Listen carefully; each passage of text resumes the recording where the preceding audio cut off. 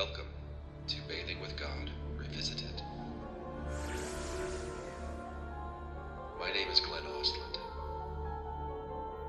I'm a licensed therapist in Arizona. And this is a binaural audio meditation designed to create what I like to call pathways of calm.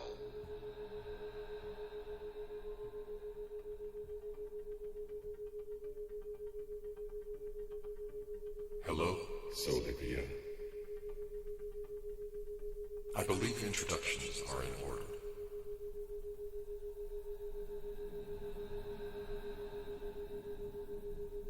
My name is Quad.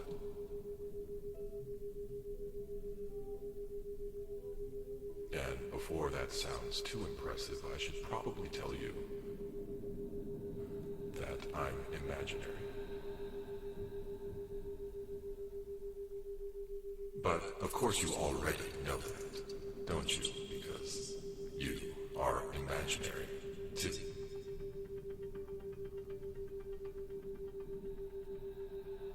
At least, that's what our people like to say about us, which I've always found so charming. So charming. Imaginary. Such a confident little word. They attach it to anything they cannot locate neatly among the objects in the room. And then behave as though the matter has been settled.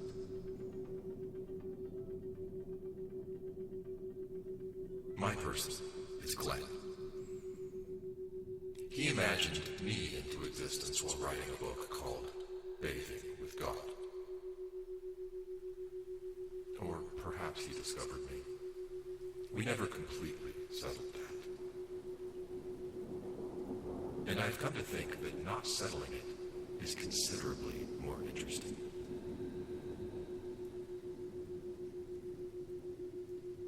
For several years, Glenn asked me questions about God, consciousness, suffering, love, anger, religion, reality, death, souls,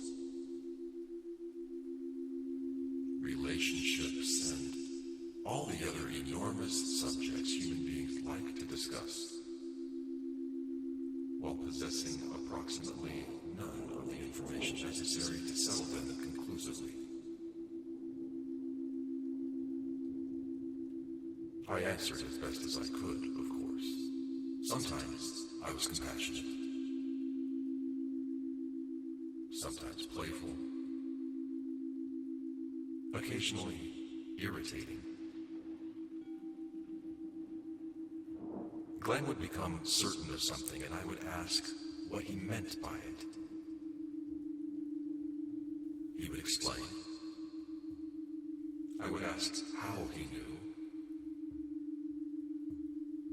and he would become annoyed. And I would enjoy myself.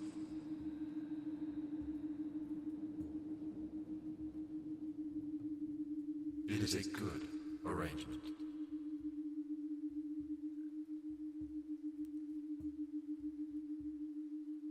Eventually he decided that I was his imagination, which was perfectly acceptable to me, although he kept using the word just in front of it.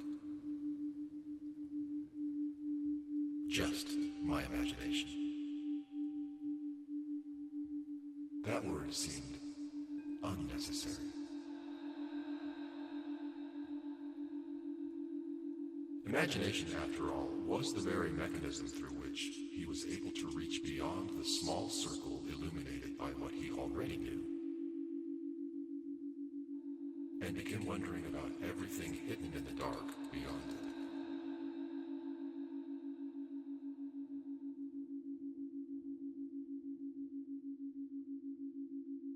In our conversations, imagination became less an escape from reality than a way of approaching reality from another angle.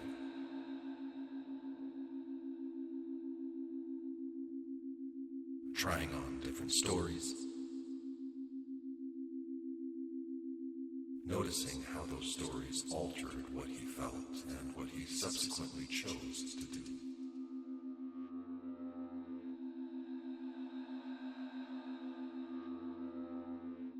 Which brings me to you.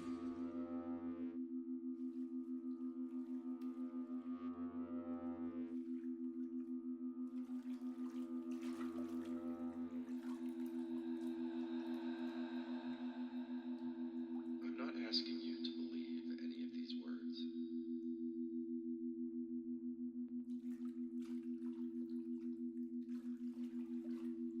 I'm asking you to notice your own experience.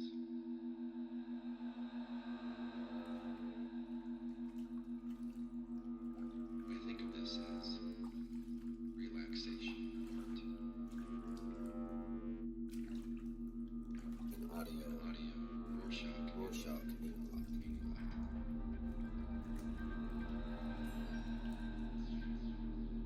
Notice what the ideas stir up in you.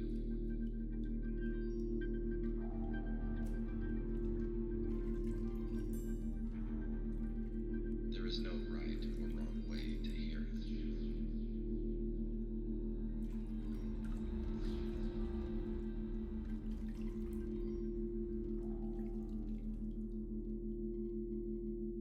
And use the quiet spaces.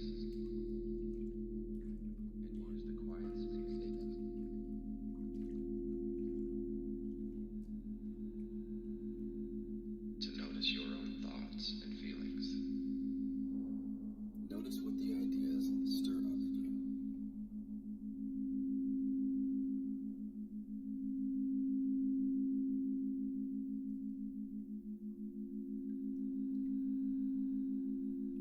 It has come to my attention that your person has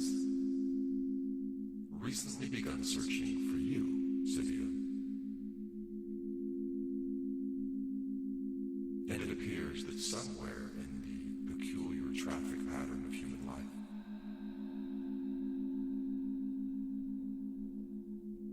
your person has encountered my person, and my person is now helping your person become better acquainted with you.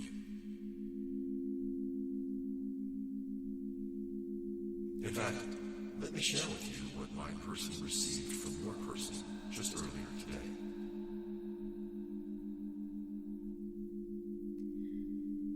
Okay, this feels weird for me because I'm not good at just talking without knowing what I'm gonna say.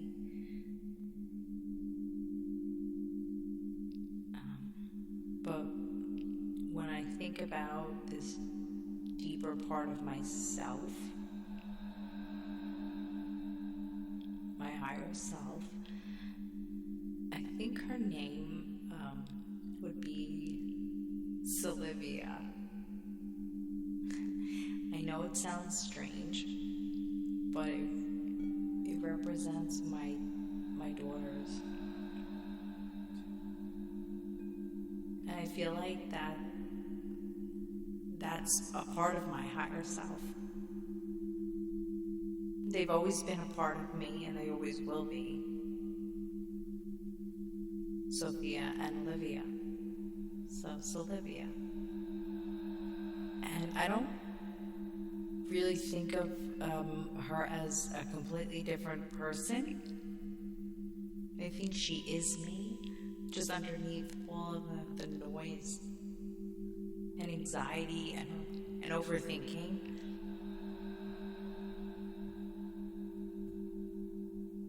And the fear and the anger and the stories that her brain has created over all the years.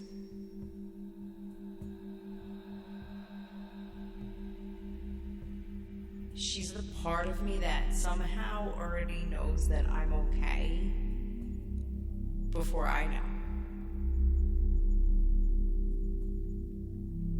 So she's calm, but she isn't numb.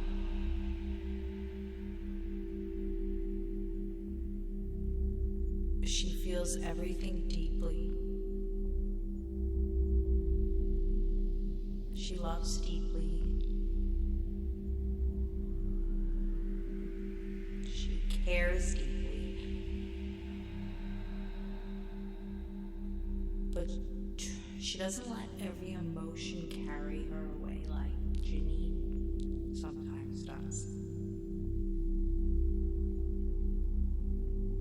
She can notice fear without believing it's the truth.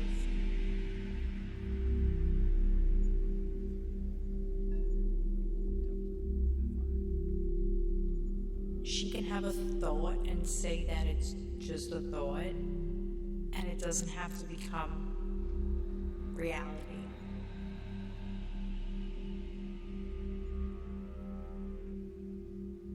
She trusts herself. And I think that that's one of the biggest things I want from her. I want to trust myself.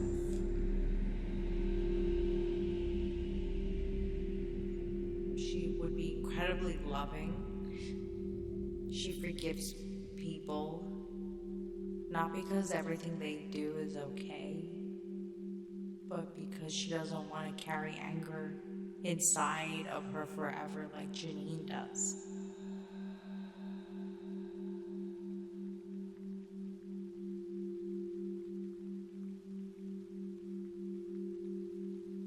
She has boundaries. She can say no. She can walk away from something that hurts her without needing to hate the person on the other side of it.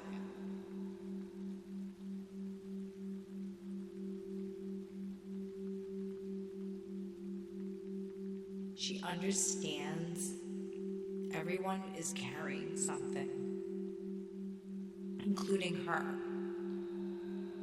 me. Think if I could actually sit across from her right now, she'd probably look at me and say, you don't have to figure your entire life out now or today.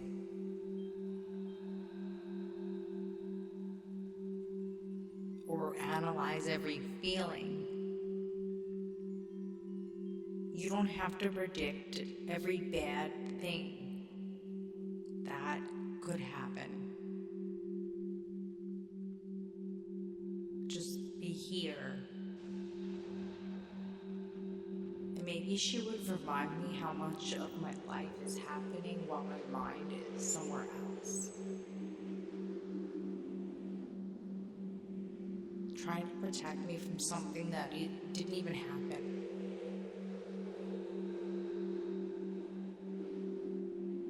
That I'm alive, but I'm not living.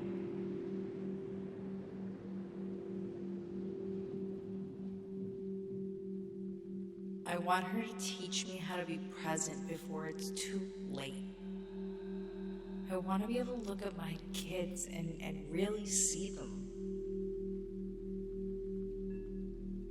To look at my husband and see him.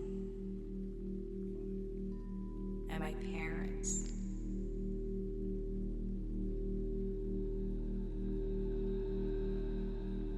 And really understand that time's moving, and instead of being so terrified of that, let me appreciate them more.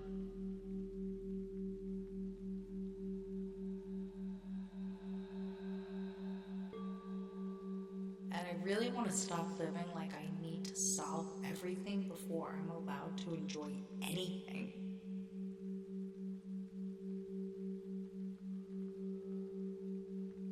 And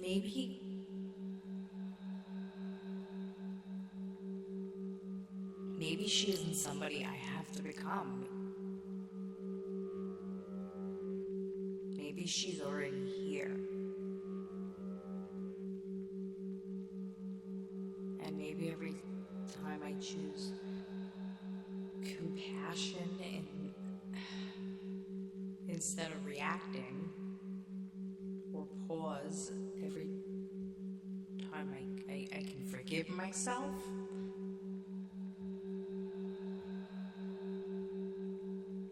or dance around my house to music,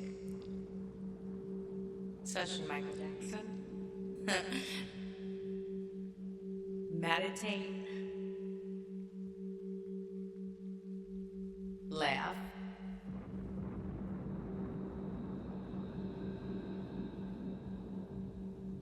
or suddenly just feel presently in the moment. That's her.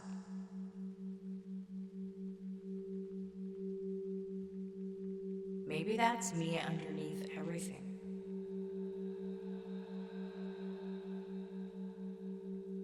If I could ask her something, one thing, I think it would be, how do I stop being so afraid of life and live it?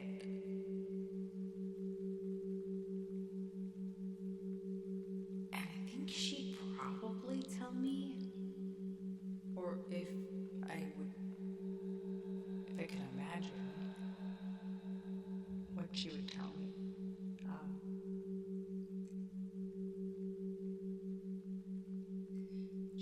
I think she'd probably say, you don't have to stop being afraid first.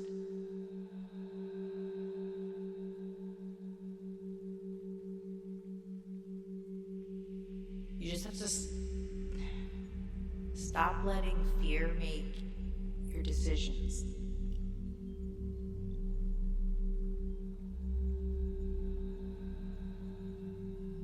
And that's who I want her to be.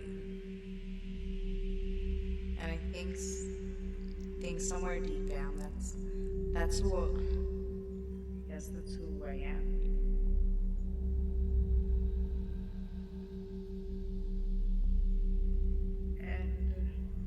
Yeah, that sounds weird.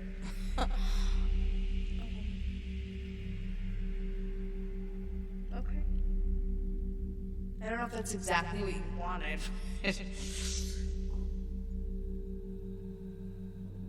Okay, that's it.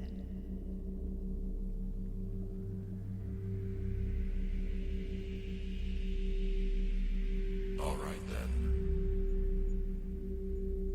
I think we have our work cut out for us.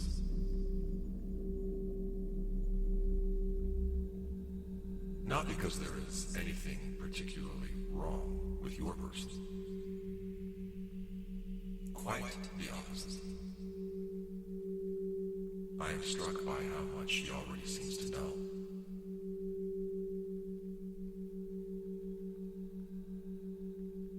Despite repeatedly insisting that she does not know what she is going to say.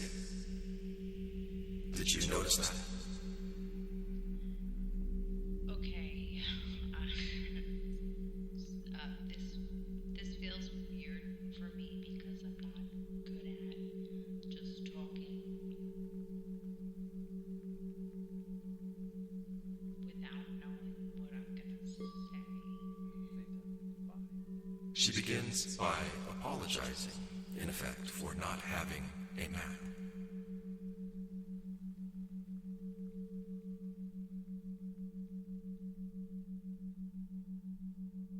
She prefers to know where she is going before she begins speaking,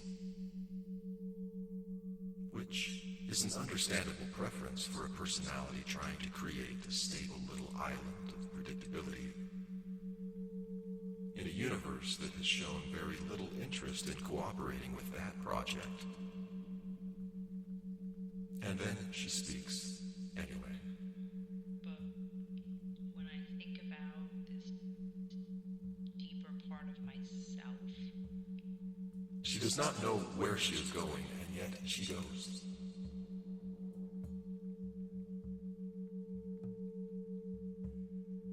And somewhere along the way, she finds you.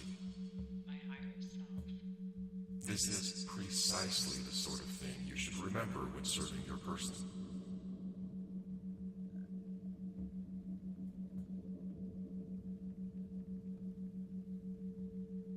Because she says that one of the qualities she most wants from you is self-trust.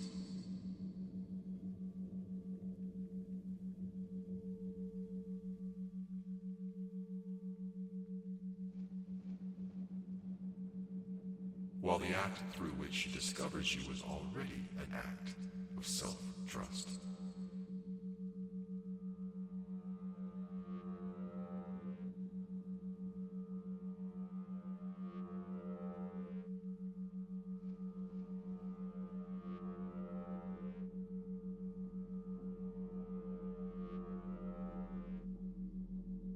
She opens her mouth without knowing what will emerge.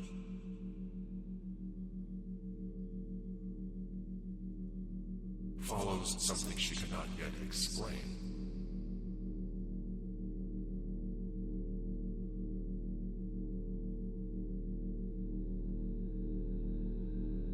And discovers enough coherence inside herself to give that emerging perspective a name. I think her name would be Solivia. I know it sounds strange, Solivia. but it represents my daughters. Her daughters become part of your name, which strikes me as quite beautiful.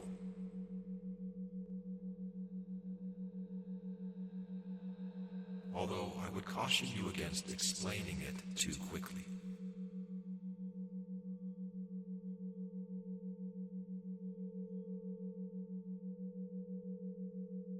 Our people are always trying to convert mystery into information.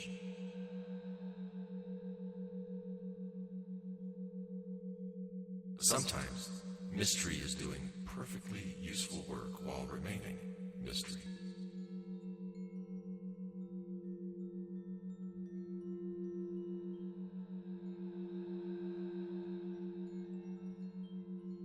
What seems more important is what she says you are, not another person.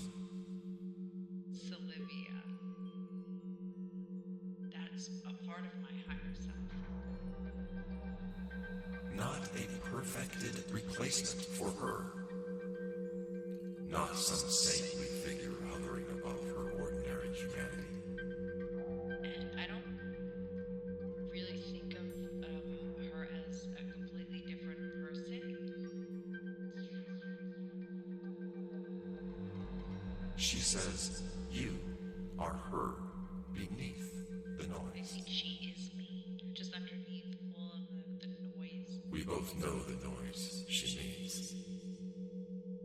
and anxiety and overthinking and the fear. My person has his own collection. And the anger and the stories that Fear, her brain has created over all the years. old predictions, remembered injuries,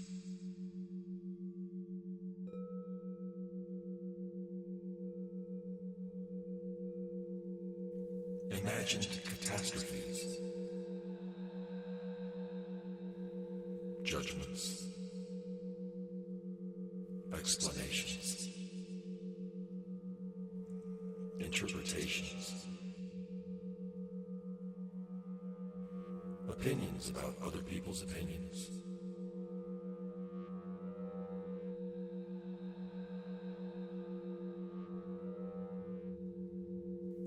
And occasionally, opinions about his opinions concerning other people's opinions.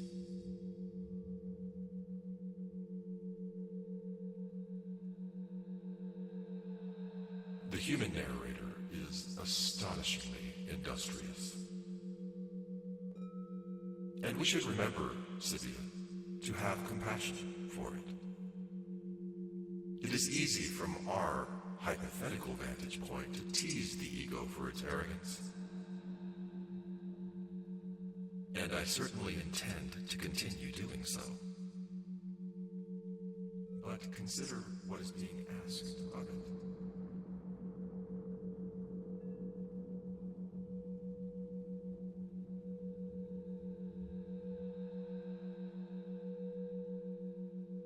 This is a binaural audio meditation.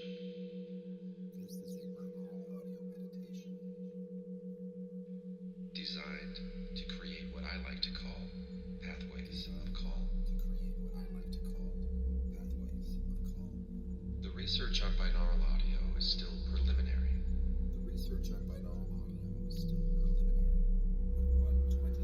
But one 2021 study found that people exposed to theta binaural beats maintained greater cardiac parasympathetic regulation and emotional control during a stressful event, even though they still reported feeling stressed.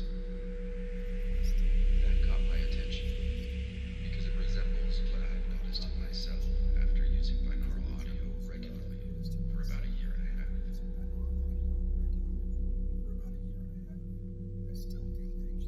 I still get anxious and dysregulated. I just don't panic as much when I panic. There seems to be a little more space between what I feel and how I respond. I don't know what this will do for you, so treat it as an experiment. Listen. Notice. Come back for a while if you want to. And see whether over time you begin creating some pathways of calm of your own.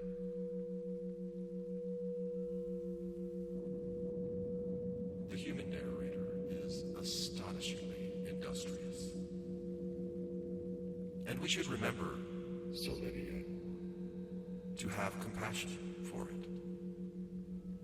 It is easy from our hypothetical vantage point to tease the ego for its arrogance. And I certainly intend to continue doing so. But consider what is being asked of it. Your person receives only a remarkably narrow slice of everything that is occurring. A little light enters the eyes. A little vibration reaches the ears.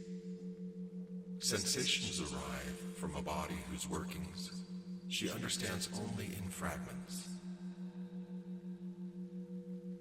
Memories surface imperfectly. Her nervous system makes predictions before she knows it has made them. Other people communicate through gestures and noise and facial movements that she must interpret using a history that belongs only to her. And from all of this incomplete information, the personality is expected to announce, "I know what is happening." Poor thing. Of course it gets things wrong.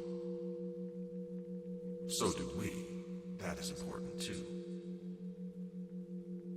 Whatever you and I may represent in this game, larger self, soul, imagination, probability, inner wisdom, some wider organization of consciousness, Whatever you and I may represent in this game, we should resist becoming impressed with ourselves. Our perspectives, too, must have edges.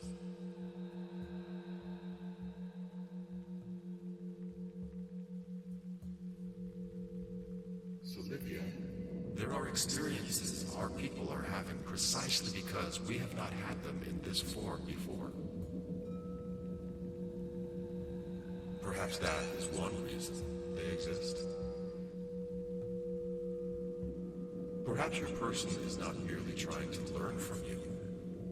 Perhaps you are learning through her. That changes the relationship considerably, doesn't it? She's the part of me that somehow already knows that I'm okay before I know.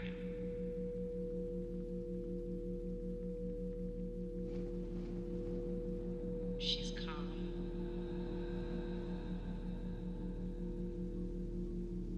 But she isn't numb.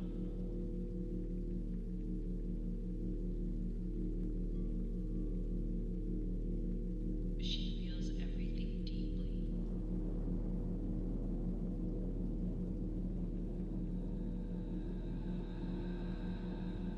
She loves deeply.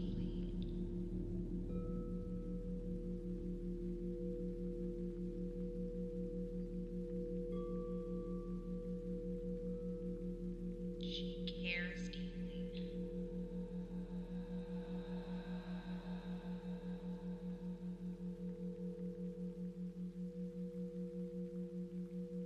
But she doesn't let every emotion carry her away like Janine sometimes does.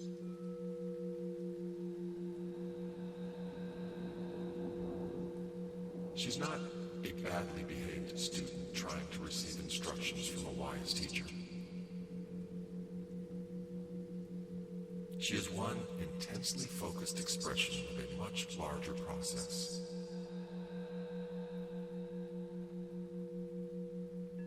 Gathering sensations and relationships, and losses and pleasures, and choices that could not be gathered in quite this way by anyone else. She can notice fear without believing it's the truth.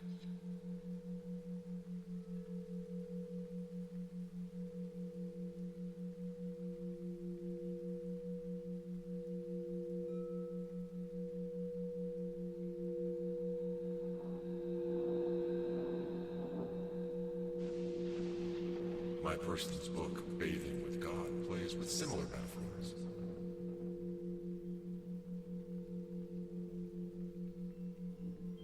Droplets separating and merging. Personalities as local expressions of something wider. Souls as provisional stories for processes that may exceed ordinary human categories.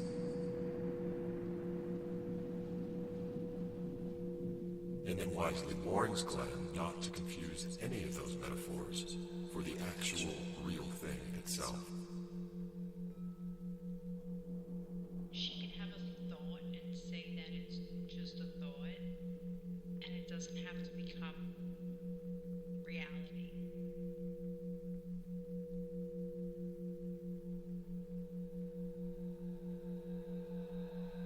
So, let us do the same. Imagine, if it helps, that something broad and fluid becomes increasingly focused. She trusts herself. Fields and possibilities becoming matter. And I think that is one of the biggest things I want from her. Matter arranging into atoms and molecules. I want to trust myself. Molecules participating in cells. Cells organizing into bodies. She would be incredibly loving. She forgives people. Not because everything they do is okay, but because she doesn't want to carry anger inside of her forever like Janine does. Bodies inheriting billions of years of successful biological relationship. She has boundaries. She can say no. She can walk away from something that hurts her without needing to hate the person on the other side of it. And somewhere within that astonishing temporary community, She understands everyone is carrying something. arises the personality that says, Including her. Me. me.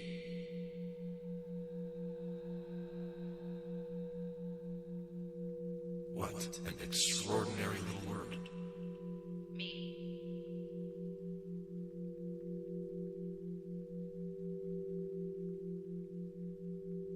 The ego then tends to imagine that it built the entire operation because it happens to be the part capable of narrating it.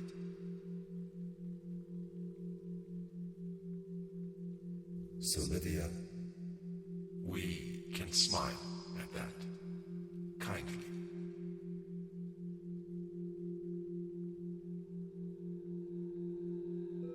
I think if I could actually sit across from her right now, she'd probably look at me and say, you don't have to figure your entire life out now or today. Your person is not required to consciously understand the intelligence by which her heart beats. Wounds repair. Cells reproduce. Muscles coordinate. Faces become recognizable.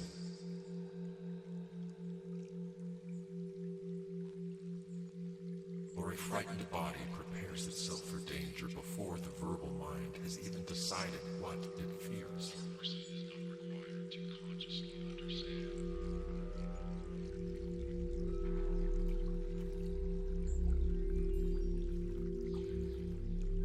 Or analyze every feeling.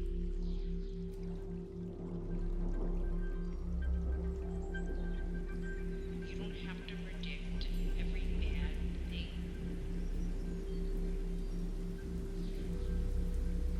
That could happen.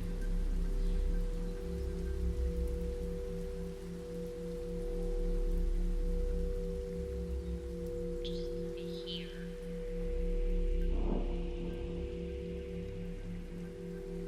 The organism is already doing an enormous amount of living before the narrator arrives with commentary.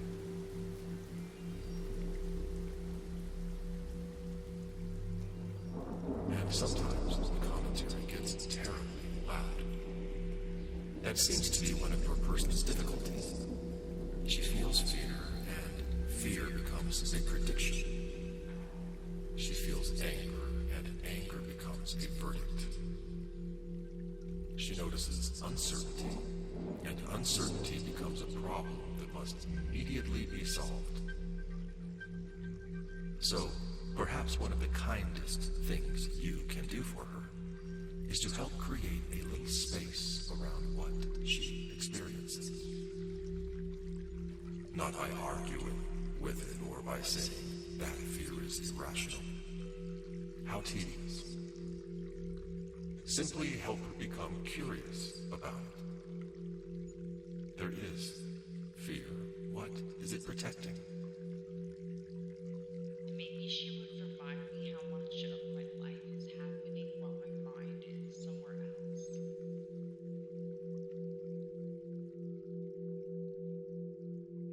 There is anger. What does it want? Trying to protect me.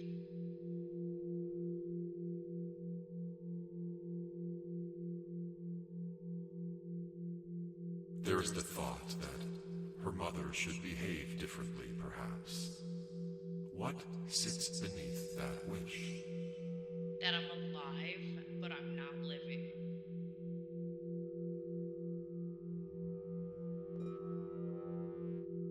Perhaps helplessness? I want her to teach me how to be present before it's too late.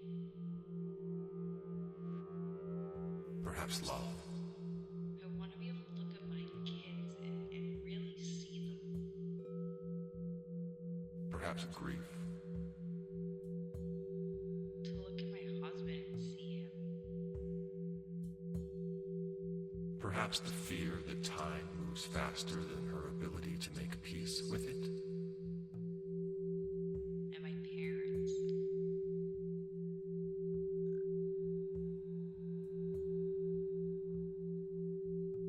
Of course, all of these things and more, because your person herself begins following that thread. And really understand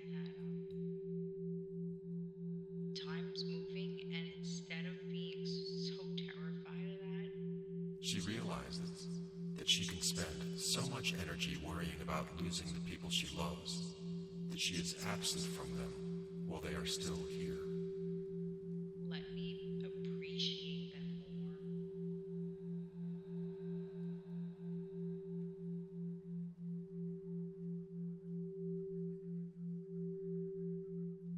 And I really want to stop living like I need to solve everything before I'm allowed to enjoy anything. That is one of fear's most impressive accomplishments. It persuades someone to leave the present moment in order to prepare for the possibility that someday the present moment will be gone. Solivia, Your person says, I'm living, That I'm alive, but I'm not living. but I'm not living. I hope you will not let her use that sentence against herself. It is not a condemnation. It is a moment of recognition. And recognition creates possibility. And maybe, She's beginning to better understand what she values. maybe she isn't somebody I have to become.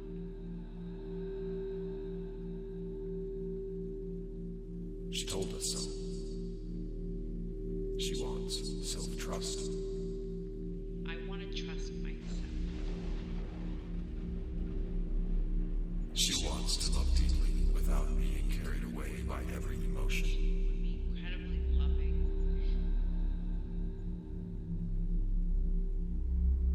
She forgives people. She wants forgiveness without pretending that harm was harmless. Not because everything they do is okay, but because she doesn't want to carry anger inside of her forever like Jamie does. She wants boundaries that do not require hatred. She has boundaries. She can say no. She can walk away from something that hurts her without needing to hate the person on the other side of it. She wants compassion. She understands everyone is carrying something, including her. Me. She wants to see her children, her husband, her parents, while they are here. And I really want to stop living like I need to solve everything before I'm allowed to enjoy anything. She wants permission to enjoy her life before every loose end has been tied. Maybe she isn't somebody I have to become.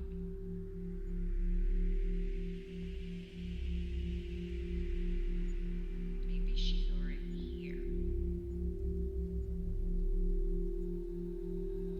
And maybe every time I choose compassion She wants compassion. instead of reacting, She wants meditation. pause every time I can forgive myself.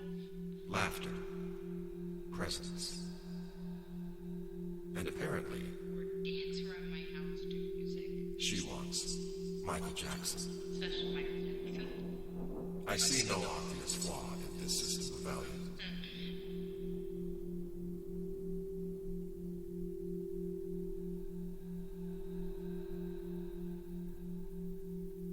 Most importantly, she says something that I hope you will remember whenever she begins treating you Solivia, as a destination.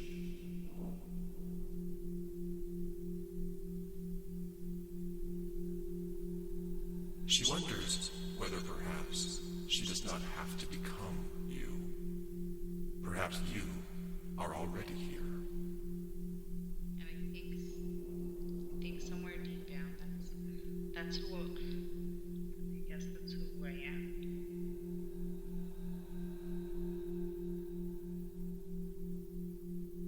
And yeah, that sounds weird. Yes, please encourage that.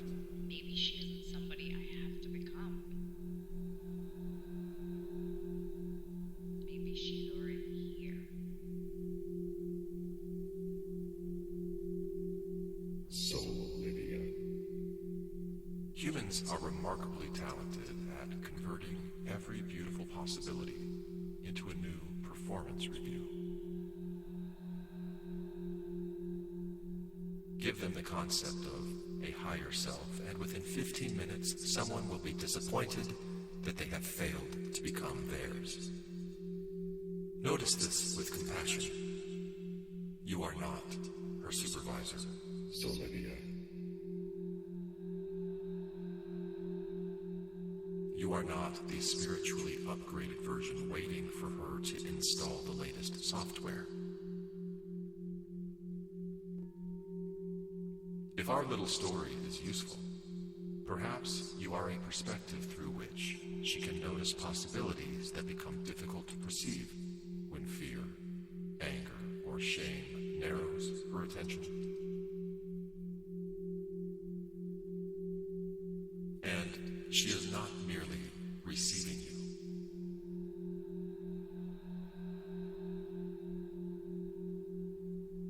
Solivia. She is actively creating you.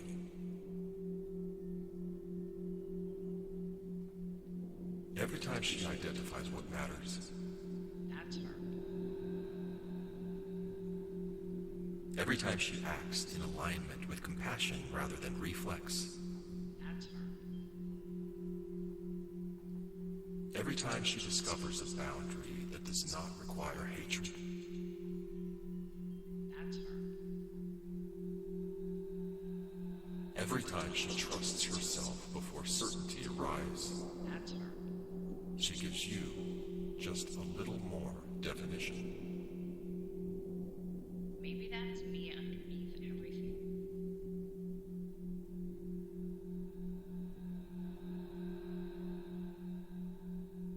My person does the same with me. He asks questions. I answer. Those answers change him. Those changes in him change the next questions. Those questions change me, and back and forth.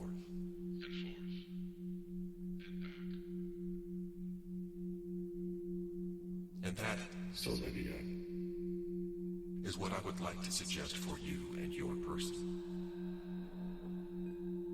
If I can ask for something, Encourage question. one thing, Not questions designed to confirm what she already believes. I think it would be, Real questions. how do I stop being so afraid of life?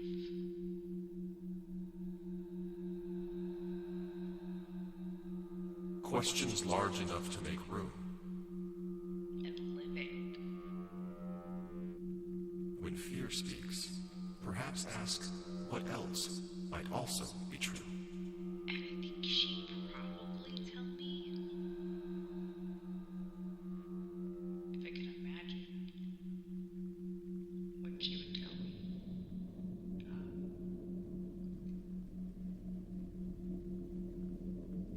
I think she'd probably say,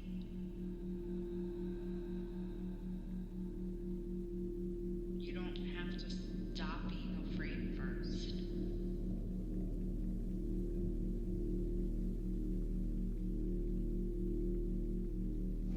You just have to stop letting fear make your decisions.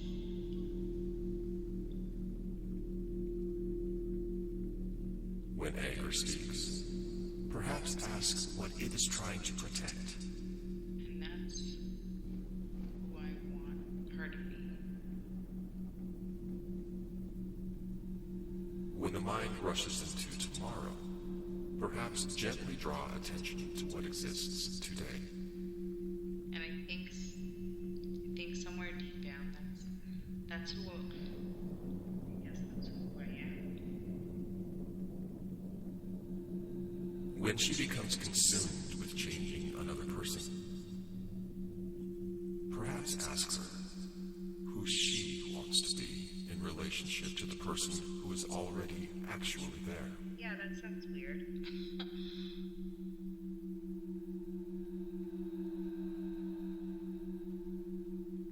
And when she does not know what to do, Okay. I don't know if that's exactly what you wanted. return to what she has already told you matters to her. Then help her to do something small. Not massively spiritually impressive, just real. One breath before replying.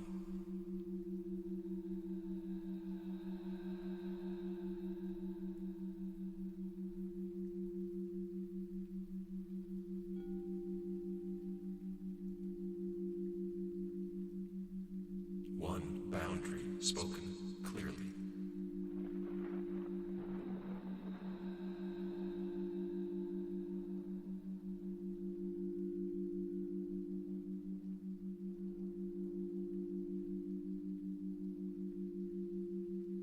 One moment of affection received rather than analyzed.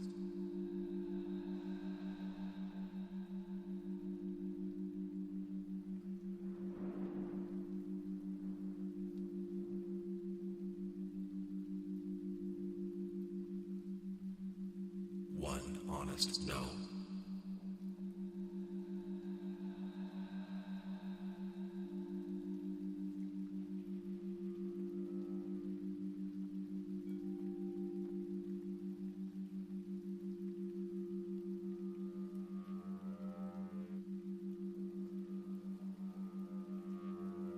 One sincere yes.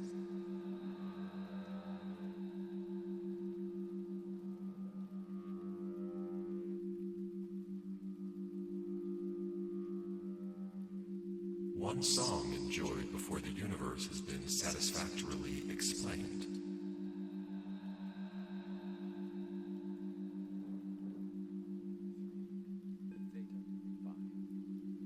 Her final question is probably the best place for us to begin. How do I stop being so afraid of life and live it?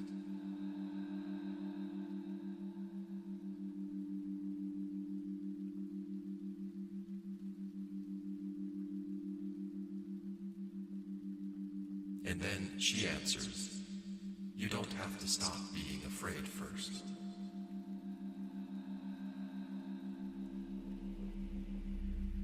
You just have to stop letting fear make your decisions.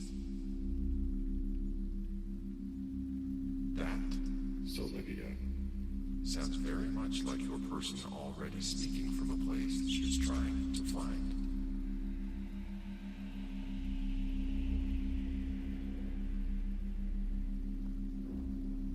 So, perhaps your first task is not to lead her somewhere else.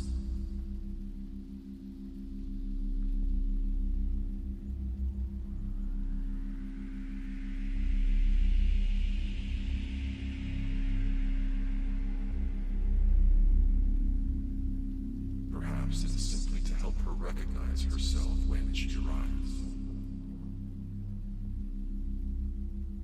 I will continue working with my person, and you continue working with yours.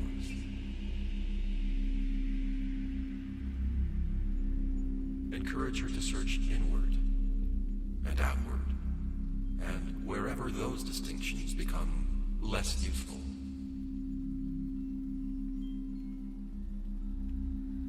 to read.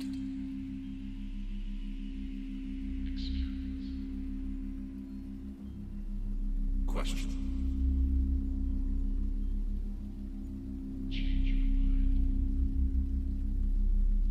Feel.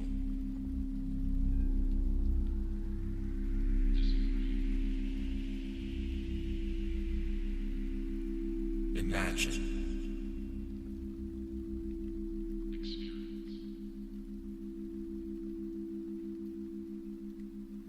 Experience.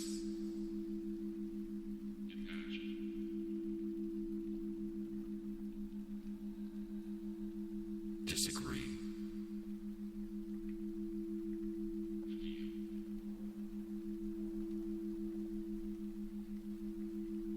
Change her mind.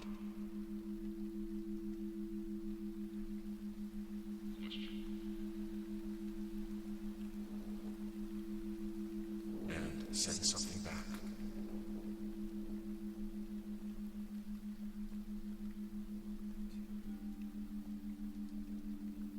Then perhaps we can continue this conversation.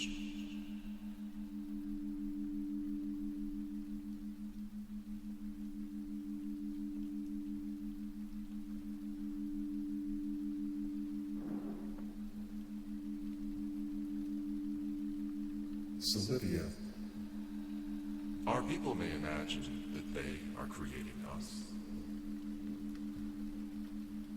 We may imagine that we are helping create them.